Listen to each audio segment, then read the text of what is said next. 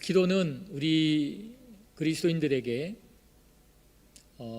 영적인 호흡과 같은 아주 중요한 신앙생활의 핵심 요소입니다.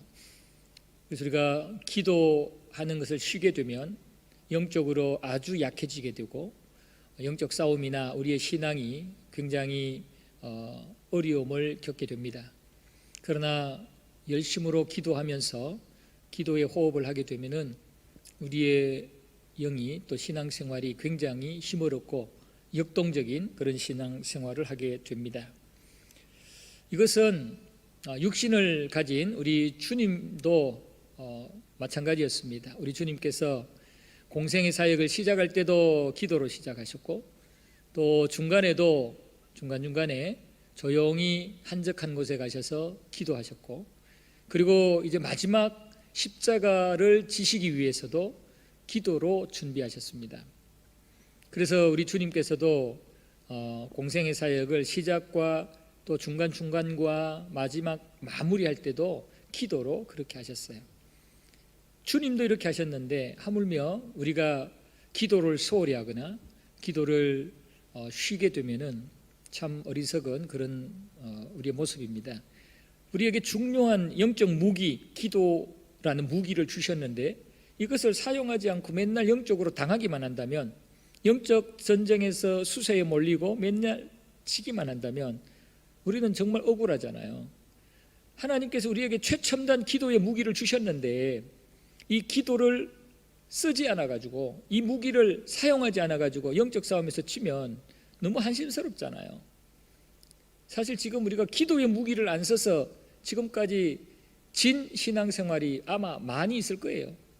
지금부터라도 우리 열심으로 기도해서 기도의 호흡을 아주 열심히 왕성히 해서 우리의 영혼이 아주 건강해지기를 바라고, 또 기도로 영적으로 잘 무장되어져서 영적 싸움에서도 한치도 밀리지 아니하고 오히려 전진하면서 마귀의 견고한 진을 무너뜨리고 하나님의 나라를 세울 수 있는 그러한 저와 여러분들이 되기를 바랍니다. 오늘 여기 말씀 보면 그들이 겟세마네를 하는 곳에 이르렀다라고 말씀을 하죠. 이 겟세마네는 감람산의 서쪽에 있는 자그마한 언덕입니다. 그러니까 원래 산 이름은 감람산인데 그 감람산의 서쪽 귀퉁이에 있는 조그마한 동산인데 이곳에 주님께서 이르러셔서 이제 기도를 하시게 됩니다. 여기 말씀해 보면은 거기 도착해서 제자들에게 내가 기도할 동안에 너희는 여기 앉아 있으라라고 얘기합니다. 그러니까 예수님이 이 겟세마네 동산에 도착해서 제자들을 두 팀으로 나눴습니다. 그래서 8명과 3명, 가룟유다는 빠졌으니까 8명과 3명으로 이렇게 두 팀으로 나누어서 지금 이 8명에게 먼저 이 겟세마네 동산 입구에서 너희들은 여기서 쉬고 기다리라 이렇게 말씀해요. 그리고는 33절에 보면은 베드로와 야고보와 요한을 데리고 다시 더 올라갑니다. 더 깊숙이 들어갑니다. 그래서 8명은 입구에서 기다리고 쉬라 했고 이 3명을 데리고 좀 더 깊숙이 들어갔습니다. 그리고는 그들에게는 8명에게 했던 말과 다르게 그렇게 말씀을 하십니다. 내 마음이 심히 고민하여 죽게 되었으니 너희는 여기 머물러 깨어 있으라 라고 얘기합니다. 앞에 8명에게는 뭐 죽게 되었다, 깨어 있으라 이런 말씀 안 하시고 그냥 너희들 내가 기도하고 올 테니까 여기서 쉬고 있으라, 앉아 있으라 이렇게 말씀을 하셨어요. 그리고 이 3명의 제자 베드로와 야고보와 요한, 이 3명의 제자는 더 깊숙이 가셔가지고는 그들에게는 지금 내 마음이 너무너무 힘들다, 내가 심히 고민하여 죽고 싶다, 죽게 되었다 그러면서 너희들은 여기서 머물러 깨어 있으라. 이 깨어 있다는 말은 너희들도 기도해라 이 말입니다. 예수님의 기도 소리가 다 들릴 텐데 그 예수님의 기도 소리를 듣고 너희들 여기서 나와 같이 기도해라. 그러니까 예수님이 지금 이 3명의 제자에게 지원을 요청하는 거예요. 자, 여러분은 이 두 팀 중에 어느 팀에 소속되고 싶습니까? 인간적으로는 8명에 속하면 편하고 좋아요. 그냥 뭐 쉬면 되니까. 그러나 영적으로 믿음의 사고를 할 때 여러분, 예수님에게 그냥 너희들 그냥 쉬어라 이렇게 대우받고 싶습니까? 아니면 예수님이 당신의 속마음을 다 얘기하면서 내가 지금 심히 고민하여 죽을 정도인데 너희들 깨어서 나와 함께 기도해라, 나를 좀 도와줘라, 이런 말 듣고 싶습니까? 저는 이 후자에 해당되고 싶어요. 모르겠어요. 여러분들은 뭐 앞에 8명에 해당되고 싶은 분이 있는지 모르겠지만 저는 뒤에 3명에게 해당되고 싶어요. 그래서 주님께서 야, 김 목사, 지금 이 땅의 영적 상황이 이렇게 심각한데 너가 기도 좀 해라.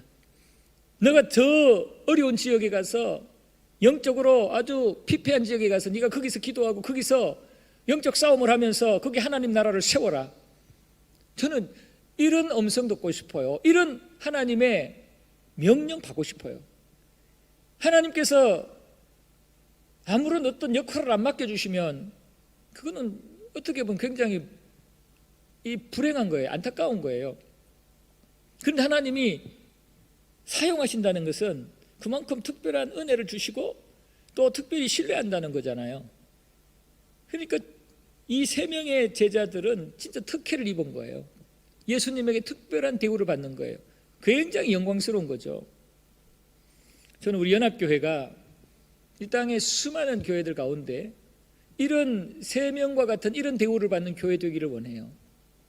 또 그렇게 돼야 돼요. 우리 교회가 이 선교지에 세웠으면 우리 주님께서 그냥 멋으로 세웠겠어요? 그냥 하나의 보기 좋은 그런 어떤 건물로 세웠겠어요? 액세서리로 세웠겠어요? 천만의 말씀이요. 정말 요긴하게 쓰시기 위해서, 전초기지로 쓰시고 견고한 영적인 교두보를 만들기 위해서 세우신 거라고요. 지금까지 우리를 그렇게 쓰셨고 앞으로도 그렇게 쓰실 거거든요. 그러니까 우리는 이 3명, 베드로, 야고보, 요한과 같은 특별히 하나님이 우리를 부르시고 우리에게 함께 기도하자. 너희들 그 자카르타에서, 인도네시아 땅에서 이 영적 싸움에서 이겨라. 함께 기도하며 부르짖고 이겨라.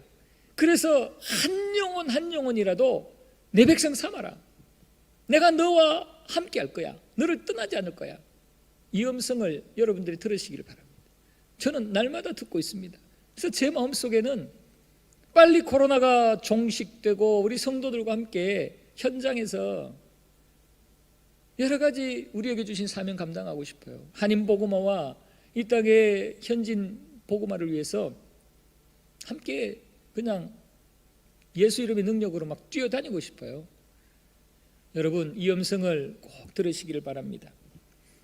자, 그래서 주님께서 이 3명을 데리고 더 깊숙이 들어가서 내 마음이 고민하여 죽게 되었다. 그러니까 너희들은 자지 말고, 힘들겠지만 자지 말고 깨어 있으라, 이렇게 말씀했어요. 육체적으로는 꾸벅꾸벅 졸 수도 있고 지금 계속 돌아다니기 때문에 피곤한데 기도하기가 쉽지 않겠죠. 그러나 주님께서는 특별히 부탁했으니까 이것만큼 영광스러운 게 없어요. 코피가 터져도 주님의 말씀대로 깨어서 기도하는 게 마땅한 것이죠.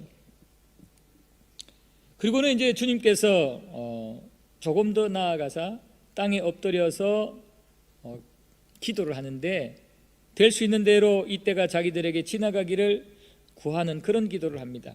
아빠 아버지여, 아버지께는 모든 것이 가능하오니 이 잔을 내게서 옮기시옵소서. 그러나 나의 원대로 마시옵고 아버지의 원대로 하시옵소서. 그렇게 얘기합니다. 예수님께서 이제 며칠 후면, 며칠 후도 아니죠, 이제 곧 십자가를 지셔야 되는데, 그 십자가를 지기 위해서 주님께서 지금 기도를 하시는데, 그 고통이 얼마나 큰지, 그 고통을 생각을 할 때 이게 지나갔으면 좋겠다라는 생각이 들어요. 우리 하나님은 전능하신 하나님이기 때문에 다른 방법으로도 충분히 뭐든지 할 수 있는 그런 분이시기 때문에 이 예수님이 십자가를 지지 않고 다르게 어떻게 방법 없습니까? 다르게 하면 안 됩니까? 주님이 지금 이 완전한 하나님이지만 또 완전한 인간이니까 얼마나 고통스러운지 이제 이 말씀을 하셨던 거예요. 예수님께서 이 말씀을 하시면서 단서를 다는 것은 그러나 내 원대로 하지 마시고 아버지의 원대로 해 주십시오. 아버지 원대로 하십시오. 그렇게 말씀을 하나님께 기도하며 기도 마무리를 그렇게 해요. 그래서 내가 죽겠습니다. 너무너무 힘든데 하나님은 다 할 수 있는 전능하신 분이니까 그냥 내가 져야 될 십자가 내가 안 지고 다른 방법을 어떻게 없습니까? 동일하게 3번을 같이 기도하고, 그리고 그 기도할 때마다 그런 아버지의 뜻대로 하세요. 그런 아버지의 뜻대로 하세요. 그런 아버지의 뜻대로 하세요 라고 했던 거예요. 여러분, 이것이 솔직한 우리의 모습이고 우리의 기도에도 이런 모습이 있어야 돼요. 그냥 흠 없는 것처럼 거룩하게 완벽한 그런 기도하면 안 돼요. 있는 그대로 하나님 앞에. 힘들면 힘들어 죽겠어요. 하나님,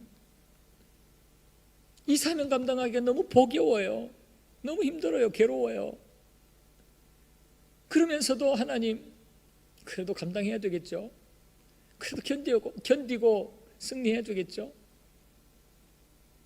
그렇게 하는 거예요. 하나님 뜻대로 하십시오. 그리고 나에게 필요한 힘과 능력 주십시오. 지혜 주십시오. 믿음 주십시오. 이렇게 하는 거죠. 거룩하게 막 유창하게 막 남들이 들을 때 와와 하는 그런 어떤 고상한 문자 써가면서 속으로는 괴로워 죽으면서 전혀 그렇지 않는 척하는 그런 건 다 외식인 거예요. 그게 우리 주님께서 아버지의 뜻대로 기도하셔요. 주님께서 완전한 인간이기 때문에 완전한 인간의 육체적 고통이 얼마나 컸겠어요. 죽을 정도로 육체의 고통이 왔으니까. 두 번째, 이 이스라엘 백성들이 괴롭히고 조롱하고 이스라엘 백성들 이들이 또는 제자들이 배신하는 이런 모습들, 주님께는 그것도 얼마나 큰 아픔이고 슬픔이겠어요. 그리고 이제 성부 하나님에게 버림받아야 돼요. 십자가에 달려서. 그러니까 성부 하나님과 버림받아야 되는 그 상황도 얼마나 슬프고 힘들겠어요. 그러니까 예수님은 육체적 고통, 인간들에게 제자들에게 배신당하는 고통, 영적으로 성부 하나님과 단절되는 고통, 이거 다 알고 계시거든요. 예수님은 완전한 인간이지만 완전 하나님이니까 이 고통이 어느 정도인지 다 알고 계신단 말이에요. 그러니까 그 엄청난 고통을 이 육신이 담당해야 되니까 얼마나 괴롭고 힘들겠습니까? 그래서 이 고난의 잔이 지나갔으면 좋겠어요. 솔직한 이 육신을 가진 주님이 이렇게 얘기했어요. 그러나 내 원대로 마치고 아버지의 원대로, 아버지의 뜻대로 해주십시오. 이렇게 기도를 했던 겁니다. 여러분, 우리가 기도하지 않으면 안 되는데요, 예수님의 이 아버지의 뜻대로 기도하시는 이 모습을 보면서 우리가 기도의 중요한 교훈을 얻을 수 있어야 돼요. 첫 번째는 간절하게 해야 돼요. 간절하게. 들어주시면 감사하고 안 들어주시면 할 수 없고 이게 아니에요.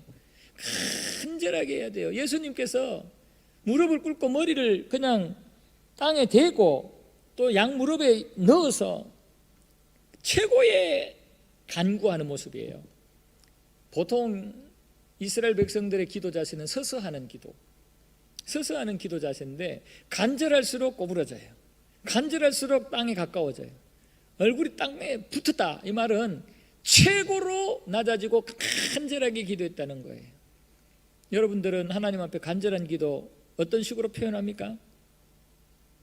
저는 하나님 앞에 간절한 기도 표현은 금식으로 합니다. 금식으로.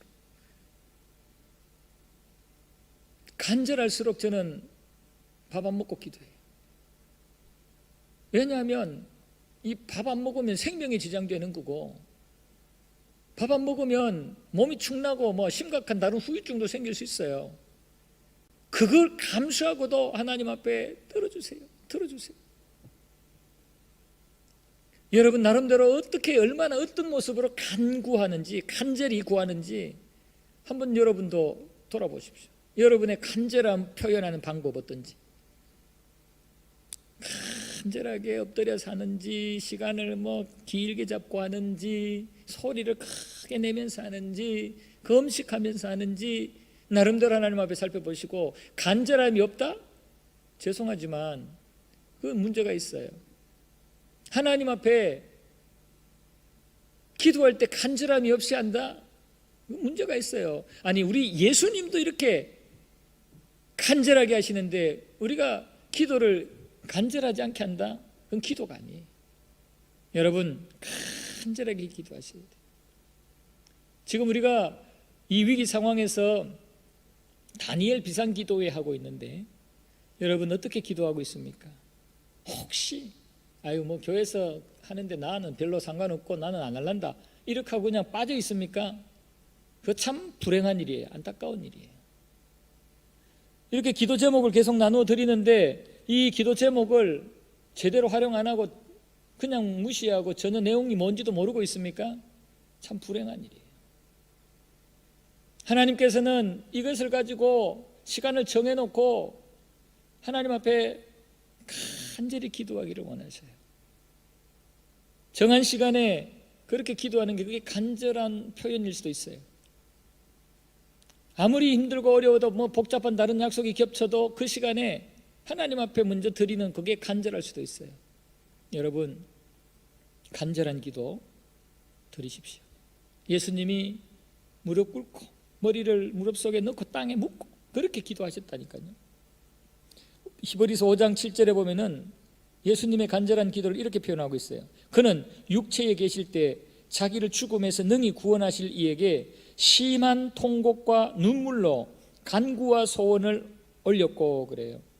심한 통곡과 눈물로 간구의 소원을 올렸다고 그래요. 주님이 심한 통곡과 눈물로 간구와 소원을 올렸대요. 이게 주님의 간절함이에요. 그리고 주님은 솔직하게 고백하셨어요. 솔직하게 나 죽겠습니다. 이 고난의 잔 통과했으면 좋겠습니다. 하나님 전능하신 분이니까 다른 방법 없습니까? 통과했으면 좋겠습니다. 솔직하게 고백을 했습니다. 체면을 차리거나 눈치를 보거나 저 앞에 있는 제자들 생각하면서 그렇게 하지 않았어요. 정말 하나님 앞에 솔직하게 부르짖었어요. 간절하되 솔직하게 부르짖었어요. 우리 하나님 앞에 멋낼 일이 있습니까? 우리가 하나님 앞에 자존심 지킬 일이 있습니까? 이미 우리의 형편 다 아시는데 우리가 모르는 그 부족한 부분도 지저분한 모습도 다 알고 계시는데 여러분, 하나님 앞에 솔직한 기도, 간절하되 솔직한 기도를 하실 수 있기를 바랍니다. 누구 눈치 보지 마세요. 기도할 때는 누구 눈치 보지 마세요. 정말 하나님 앞에 솔직한, 사람 의식하는 기도 아닌 하나님 앞에 솔직한 기도를 하시기를 바랍니다.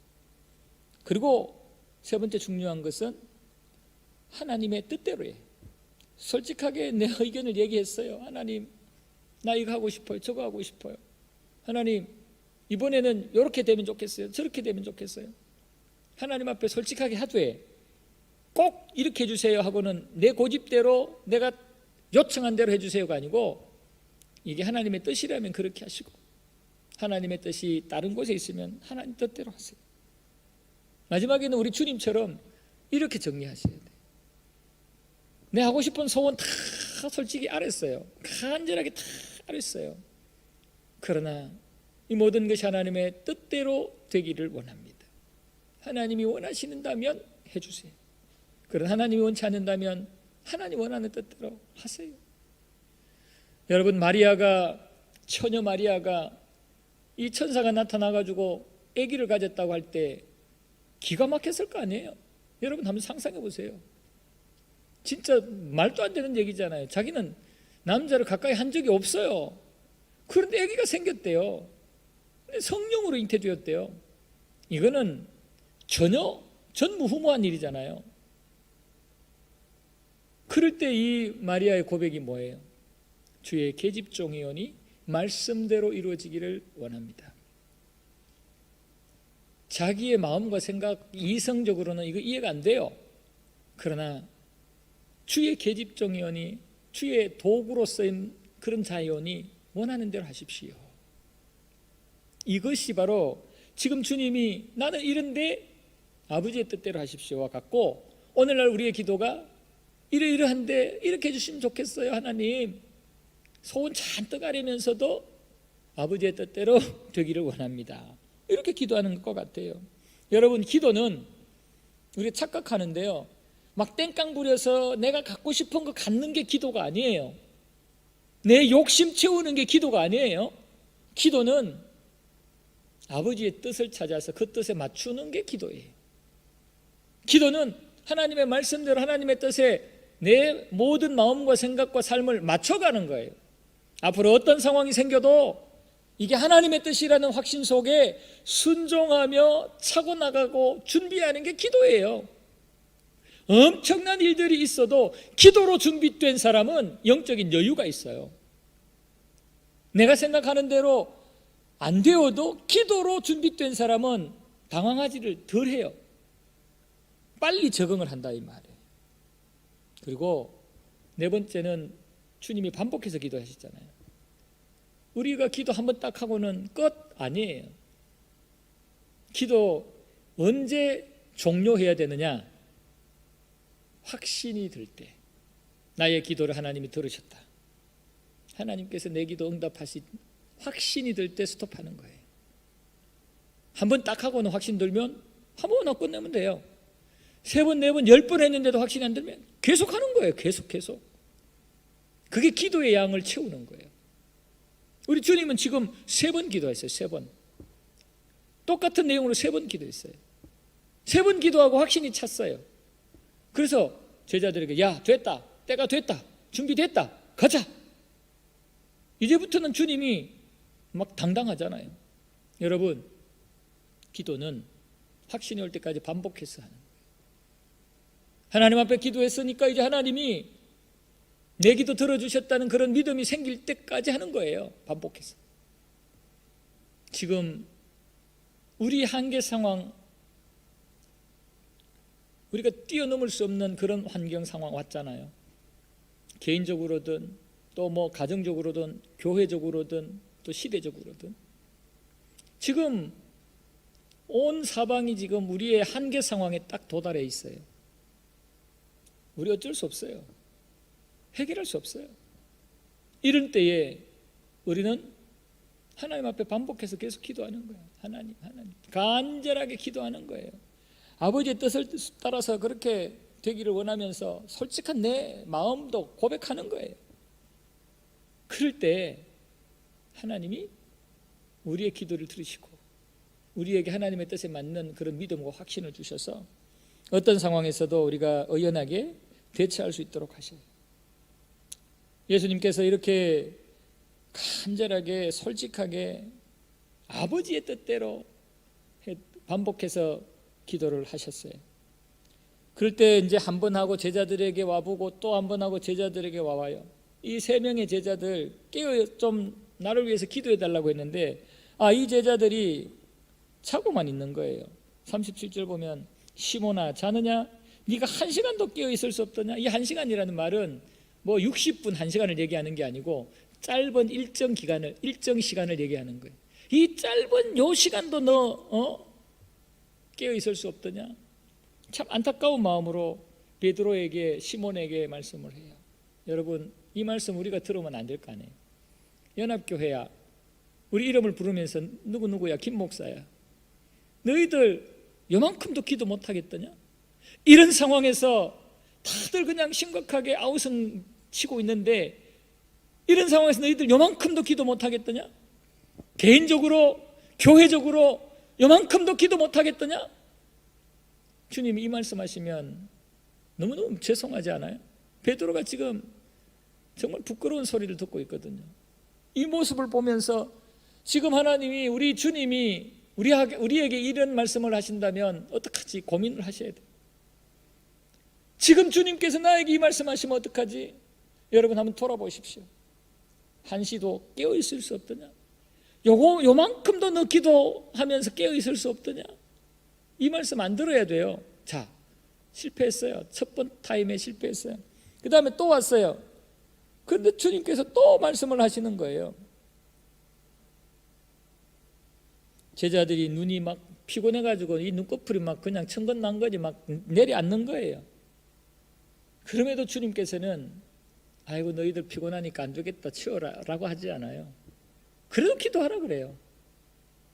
괴롭히려고 그러나요? 제자들 인정사정 안 받고 괴롭히려고 그러나요? 아니요.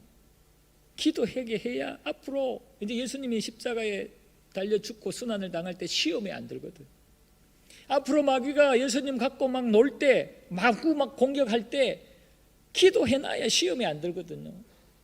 그래서 눈꺼풀이 막 감기는 걸 보고도 기도하라고 한 건데, 여러분, 하나님께서 저 여러분들에게 좀 부담되는 메시지를 주시고 좀 힘든 상황에서도 헌신을 요구한다면 불평하지 말고 딴소리하지 말고 왜 나한테만 하라고 그래요? 지금 이 상황에 그게 말이 됩니까? 강단에서 나오는 모든 메시지는 하나님이 주신 메시지다 생각하고 다 받으세요. 아무리 나한테 부담되고 힘든 메시지라도 아멘하고 받으세요. 그래서 그 말씀대로 사세요. 회개시키면 회개하고 헌신시키면 헌신하고 하나님 주신 말씀대로 사세요. 위로하면 위로받고 격려받고, 그럴 때 거기에 하나님의 은혜와 역사가 나타나게 되는 거거든요. 여러분, 우리는 하나님 앞에서 철저하게 상황에 따라서 내 마음대로 하지 말고 하나님 앞에 이렇게 엎드려 기도하는 이런 모습을 취하셔야 돼요. 시험에 들지 않도록 뭔가 우리에게 유익하니까 힘들더라도 시키는 거예요. 기도도 시키고 헌신도 시키고 유익하니까 고난도 당하게 하고 그러는 거예요. 하나님 믿으세요. 살아계신 하나님을 믿으시고 그 하나님이 지금 나를 오늘 새벽의 말씀처럼 안고 업고 이 태중에서부터 시작해서 백발이 될 때까지 책임져 주십니다. 그 하나님을 믿고 기도하라 그럴 때 기도하고 부르짖는 저와 여러분들이 꼭 되시기를 바랍니다. 자, 이렇게 하고 난 뒤에 우리 예수님은